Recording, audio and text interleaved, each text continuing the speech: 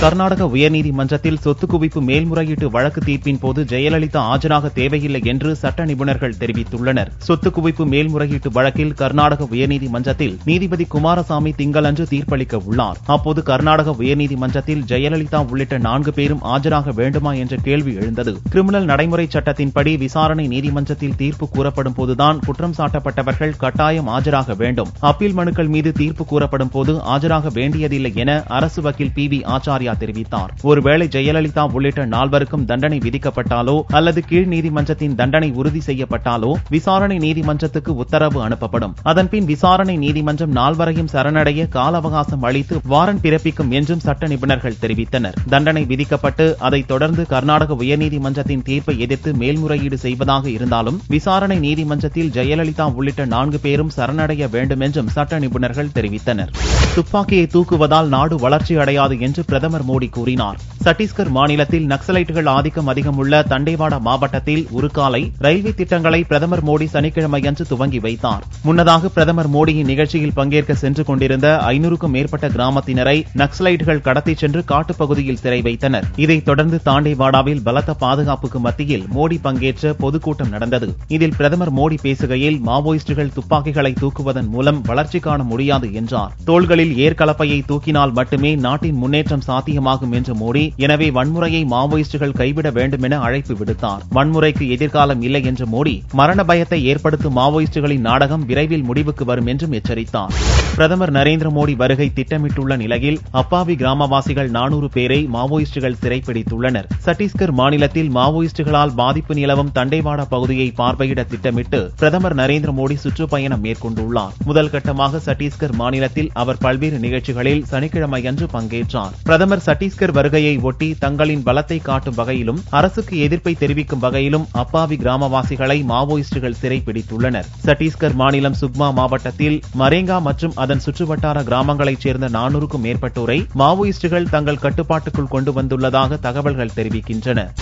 இந்திய விமானப்படைக்கு சொந்தமான MiG-27 ரக விமானம் மேற்கு வங்கத்தில் கீழே விழுந்து நொறுங்கியதில் பொதுமக்கள் 2 பேர் உயிரிழந்தனர். பைலட் பலத்த காயத்துடன் உயிர் தப்பினார். மேற்கு வங்க மாநிலம் அலிப்பூர் பகுதியில் இந்திய விமானப்படைக்கு சொந்தமான MiG-27 ரக விமானத்தில் வீரர்கள் பயிற்சியில் ஈடுபட்டனர். அப்போது எதிர்பாராத விதமாக விமானம் கீழே விழுந்து நொறுங்கியது. இந்த விபத்தில் அப்பகுதி வாசிகள் 2 பேர் உயிரிழந்தனர். மேலும் விமானத்தை இயக்கிய பைலட் பலத்த காயத்துடன் உயிர் தப்பினார். இந்த விபத்து குறித்து விசாரணை நடத்த இந்திய விமானப்படை அதிகாரிகளுக்கு உத்தரவிட்டுள்ளது. குஜராத்தில் லேசான நிலநடுக்கம் ஏற்பட்டதால் மக்கள் பீதியடைந்தனர். அண்மையில் நேபாளத்தில் பயங்கர நிலநடுக்கம் ஏற்பட்டதை அடுத்து வட இந்தியாவிலும் தொடர்ச்சியாக நில அதிர்வுகள் ஏற்பட்டு வருகின்றன. இந்நிலையில் குஜராத் மாநிலம் கட்ச் மாவட்டத்தில் சனியன்று காலை லேசான நிலநடுக்கம் ஏற்பட்டது. அது ரிக்டர் அளவுகோலில் 4.3 பதிவானதாக நிலநடுக்க ஆராய்ச்சி நிலையம் தெரிவித்தது. அதைத் தொடர்ந்து மீண்டும் ஏற்பட்ட நிலநடுக்கம் ரிக்டர் அளவுகோலில் 2 பதிவாகியது. அடுத்தடுத்து ஏற்பட்ட நிலநடுக்கத்தால் கட்ச் மாவட்டத்தின் பல பகுதிகளில் அடுக்குமாடி குடியிருப்புகளிலும் பெரிய கட்டிடங்களிலும் வசித்த மக்கள் வீடுகளை விட்டு வெளியே ஓடி வந்தனர். கடந்த 2001ஆம் ஆண்டு ஏற்பட்ட பயங்கர நிலநடுக்கத்தில் 20,000க்கும் மேற்பட்டவர்கள் உயிரிழந்த நிலையில் மீண்டும் தற்போது ஏற்பட்ட நிலநடுக்கம் குஜராத் மக்களிடம் அச்சத்தை ஏற்படுத்தியுள்ளது. மாவோயிஸ்டுகள் பாதிப்பு ஏற்பட்ட பகுதிகளை பார்வையிட சத்தீஸ்கர் மாநிலம் தண்டேவாடா வருகை தந்துள்ள பிரதமர் மோடி கல்வி நகரம் என்று அழைக்கப்படும் ஜவாங்காவில் பள்ளி குழந்தைகளுடன் அவர்களுடைய கேள்விகளுக்கு பதிலளித்து கலந்துரையாடினார். அவர்கள் மத்தியில் பேசிய மோடி, ஒவ்வொருவரும் தான் செய்யும் வேலையை அனுபவித்து மேற்கொள்ளும் போது அந்த வேலை எத்தனை மணி நேரம் நீடிக்கிறது என்பதை பொருட்படுத்துவது இல்லை என்றும், நான் எத்தனை மணி நேரம் வேலை செய்கிறேன் என்பதை எப்போதும் கணக்கிட்டதே இல்லை என்றும் கூறினார். நமது மக்களுக்காக நாம் பணியாற்றுகிறோம் என்ற நிலை உருவானால் யாருக்கும் அயற்சியே ஏற்படாது என்று கூறிய மோடி, ஒரு மனிதரின் வாழ்க்கை அவர் பெரும் வெற்றி தோல்விகள் மூலம் எடை போடலாம் என்று கருதப்படும் போதுதான் ஏமாற்றமே ஏற்படுகிறது என்றார். ஒவ்வொரு சம்பவமும் எப்படிப்பட்டதாக இருந்தாலும் அது நம்மை எப்படி உருவாக்குகிறது என்பதை முக்கியம் என்றும் குழந்தைகளுக்கு பிரதமர் மோடி விவரித்தார். சத்தீஸ்கர் மாநிலம் ராய்ப்பூர் பகுதியில் வீசிய பலத்த சூறை காற்றால் பிரதமர் மோடி பங்கேற்க இருந்த மாநாடு மேடை சரிந்து விழுந்தது. சனிக்கிழமையன்று பிரதமர் மோடி மாவோயிஸ்ட் பாதிப்புள்ள பகுதியான ராய்ப்பூர் பகுதியில் நடைபெறவுள்ள மாநாட்டில் பங்கேற்க இருந்தார். இந்நிலையில் அந்த பகுதியில் திடீரென்று வீசிய பலத்த காற்றால் மாநாட்டு மேடை சரிந்து விழுந்தது. இதில் பாதுகாப்பு பணியில் ஈடுபட்ட 50 பேர் காயமடைந்தனர். இதையடுத்து மோடி பங்கேற்க இருந்த மாநாட்டு நிகழ்ச்சி ரத்து செய்யப்பட்டது. படுகாயமடைந்த அனைவரும் மருத்துவமனையில் சிகிச்சைக்காக அனுமதிக்கப்பட்டுள்ளனர். பீகார் மாநில முன்னாள் முதல்வர் ஜித்தன் ராம் மாஞ்சி புதிய கட்சியினை துவங்கியுள்ளார். ஐக்கிய ஜனதா தளத்தின் பீகார் மாநிலத்தில் முதல்வராக இருந்த மாஞ்சி கட்சி தலைவரான நிதிஷ்குமாருடன் ஏற்பட்ட மோதலால் அவர் கட்சியில் இருந்தும் முதல்வர் பொறுப்பில் இருந்தும் நீக்கப்பட்டார். இந்நிலையில் ஹிந்துஸ்தானி அவாம் மோர்ச்சா என்ற இயக்கத்தை மாஞ்சி தனது அரசியல் கட்சியாக மாற்றியுள்ளார். மேலும் பீகாரில் நடைபெறவுள்ள தேர்தலில் தனித்து போட்டியிடப் போவதாகவும் அவர் அறிவித்துள்ளார். கிரானைட் முறைகேடு விவகாரம் குறித்து வரும் 22ஆம் தேதிக்குள் இறுதி அறிக்கையை தாக்கல் செய்ய IAS அதிகாரி சகாயம் திட்டமிட்டுள்ளார். மதுரை மாவட்டத்தில் நடந்த கிரானைட் முறைகேடு விவகாரம் தொடர்பாக அதிகாரி சகாயம் 11 கட்ட விசாரணை மற்றும் ஆய்வுகளை நடத்தினார். சம்பந்தப்பட்ட துறை அதிகாரிகளிடம் இருந்து அனைத்து தகவல்களும் சேகரிக்கப்பட்ட நிலையில் சகாயம் குழு அறிக்கையை தயாரிக்கும் பணியை துரிதப்படுத்தியது. அறிக்கையை தயாரிக்கும் பணி இறுதி கட்டத்தை எட்டியுள்ள நிலையில் வரும் 22ஆம் தேதிக்குள் இறுதி அறிக்கையை IAS அதிகாரி சகாயம் நீதிமன்றத்தில் தாக்கல் செய்ய திட்டமிட்டுள்ளார். திருச்சியில் உள்ள ஆசிரமத்தில் காணாமல் போன 3 பெண்களை போலீசார் தீவிரமாக தேடி வருகின்றனர். திருச்சி விமான நிலையம் அருகே உள்ள தனியார் அறக்கட்டளைக்கு சொந்தமான ஆசிரமம் உள்ளது. இந்த விடுதியில் ஆதரவற்றோர், குழந்தை திருமணத்திலிருந்து மீண்டவர் என 120 பேர் தங்கியுள்ளனர். இதில் ஆசிரமத்திலிருந்து திருச்சி, திருவாரூர், துறையூர் பகுதியைச் சேர்ந்த 3 பெண்கள் திடீரென்று காணாமல் போயினர். இதுகுறித்து விமான நிலையம் போலீசாரிடம் அளிக்கப்பட்ட புகாரை தொடர்ந்து பெண்களை தேடும் பணியை துரிதப்படுத்தப்பட்டுள்ளது. புதுச்சேரியில் ஏற்பட்டுள்ள மர்ம நோயால் கால்நடைகள் இறப்பதால் கிராம மக்கள் பீதியடைந்துள்ளனர். புதுச்சேரி கிராம பகுதிகளான மண்ணாடிப்பட்டு,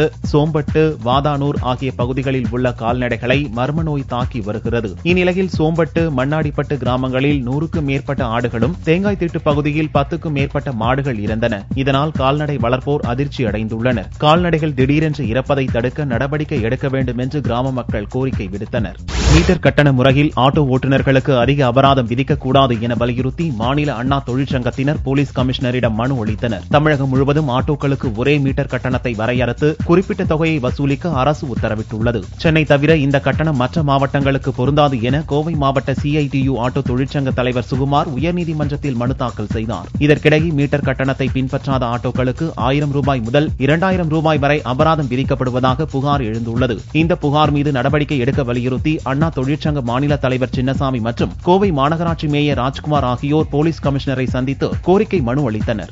திருச்சி பெல் நிறுவன மேலாளர் வீட்டின் பூட்டை உடைத்து 30 சவர நகை மற்றும் 50,000 பணம் கொள்ளையடிக்கப்பட்ட சம்பவம் குறித்து போலீசார் விசாரணை நடத்தி வருகின்றனர். திருச்சி திருவெரும்பூர் பகுதியைச் சேர்ந்த இருசப்பன் என்பவர் பெல் நிறுவன மேலாளராக பணியாற்றி வருகிறார். இவர் தனது குடும்பத்தினருடன் திருச்செந்தூர் கோவிலுக்கு சென்ற நிலையில் மர்ம நபர்கள் இருசப்பனின் வீட்டின் பூட்டை உடைத்து பீரோவில் இருந்த 30 சவர நகை மற்றும் 50,000 பணத்தை கொள்ளையடித்து சென்றனர். சனிக்கிழமையன்று காலை வீடு திரும்பிய இருசப்பன் கொள்ளை சம்பவம் குறித்து போலீசாரிடம் புகார் அளித்தார். இதையடுத்து கைரேகை நிபுணர்களுடன் இருசப்பன் வீட்டிற்கு வந்த போலீசார் தீவிர சோதனை நடத்தினர். மேலும் கொள்ளையர்களை தேடும் பணியை முடுக்கிவிட்டுள்ளனர்.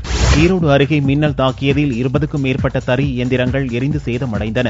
ஈரோடு மாவட்டம் சின்னியம்பாளையம் வாய்க்கால்மேடு பகுதியில் இடியுடன் கூடிய கனமழை பெய்தது. அப்போது திடீரென்று ஏற்பட்ட மின்னல் தாக்கி அங்கிருந்த சங்கரன் என்பவருக்கு சொந்தமான விசைத்தறி கூடம் தீப்பிடித்தது. தகவல் அறிந்து சம்பவ இடத்திற்கு தீயணைப்பு துறையினர் வந்து தீயை அணைத்தனர். இந்த விபத்தில் 20க்கும் மேற்பட்ட விசைத்தறி இயந்திரங்கள் எரிந்து நாசமாகின. திண்டுக்கல் மாவட்டம் நத்தம் அருகே அரசு பேருந்து ஆட்டோ மீது மோதியதில் 2 பேர் பலியாகினர். திண்டுக்கல்லில் இருந்து காரைக்குடி நோக்கி வந்த அரசு பேருந்து நத்தம் அருகே எதிரி வந்த ஆட்டோ மீது நேருக்கு நேர் மோதியது. இந்த விபத்தில் ஆட்டோவில் பயணம் செய்த கீதா சரஸ்வதி, ஜக்கையா ஆகிய இருவரும் சம்பவ இடத்திலேயே பலியாகினர். மேலும் 2 படுகாயத்துடன் அரசு மருத்துவமனையில் சிகிச்சை பெற்று வருகின்றனர். இந்த பகுதியில் தொடர்ந்து விபத்து ஏற்படுவதால் இங்கு வேகத்தடை அமைக்க வேண்டும் என்றும் அப்பகுதி மக்கள் கோரிக்கை விடுத்தனர். குமரி மாவட்டத்தைச் சேர்ந்த இளம் விஞ்ஞானிகள் வேல்முருகன் மற்றும் தானுசுதன் ஆகிய இருவர் விரைவாக சமைக்கும் வகையில் புதிய வகை குக்கரை வடிவமைத்துள்ளனர். சைபேக் குக்கர் என பெயரிடப்பட்டுள்ள குக்கரை 1, 2 அல்லது 3 தனித்தனி குக்கர்களாக அல்லது மொத்தமாக ஒரே நேரத்தில் பயன்படுத்தலாம். இக்குக்கரை கண்டுபிடித்த இளம் விஞ்ஞானி வேல்முருகன் ஸ்ரீவில்லிபுத்தூர் கலசலிங்கம் கல்லூரியில் விரிவுரையாளராக பணியாற்றி வருகிறார். தானுசுதன் கோவை அமிர்தா பல்கலைக்கழகத்தில் 3ஆம் ஆண்டு பொறியியல் வகுப்பு மாணவராவர்.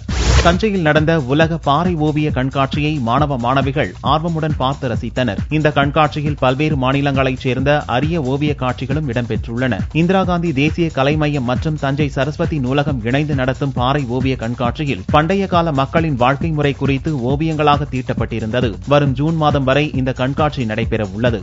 தங்கத்தின் விலையில் சனிக்கிழமையன்று சவரன் 104 ரூபாய் அதிகரித்து 1 சவரன் 20,456 ரூபாய்க்கு விற்பனையானது. 1 கிராம் ஆபரண தங்கம் 2,000 ரூபாயாக இருந்தது. 1 கிராம் வெள்ளி 40 காசுகள் உயர்ந்து ₹40.70 விற்பனையானது. பார் வெள்ளியின் விலை 38,070 ரூபாயாக இருந்தது. முன்னணி நட்சத்திரங்கள் நடித்த படங்களை ஒரு ஆண்டில் 10 விசேஷ நாட்களில் மட்டுமே வெளியிட வேண்டும் என தமிழ் சினிமா தயாரிப்பாளர் சங்கம் அறிவுறுத்தியுள்ளது. தமிழ் மொழியில் 15 கோடி ரூபாய்க்கு மேல் செலவு செய்து எடுக்கப்படும் படங்களை பொங்கல், குடியரசு தினம், தமிழ் புத்தாண்டு மற்றும் கிறிஸ்துமஸ் போன்ற பண்டிகை நாட்களில் மட்டுமே வெளியிட வேண்டும் என்றும் 15 கோடி ரூபாய் செலவுக்குள் எடுக்கப்படும் படங்களை தயாரிப்பாளர் விரும்பும் நாளில் வெளியிடலாம் என்றும் தயாரிப்பாளர் சங்கம் கட்டுப்பாடு விதித்துள்ளது. மேலும் கட்டுப்பாடு வரும் ஜூன் மாதம் 1ஆம் தேதி முதல் அமல்படுத்தப்படும் என்றும் அறிவிக்கப்பட்டுள்ளது.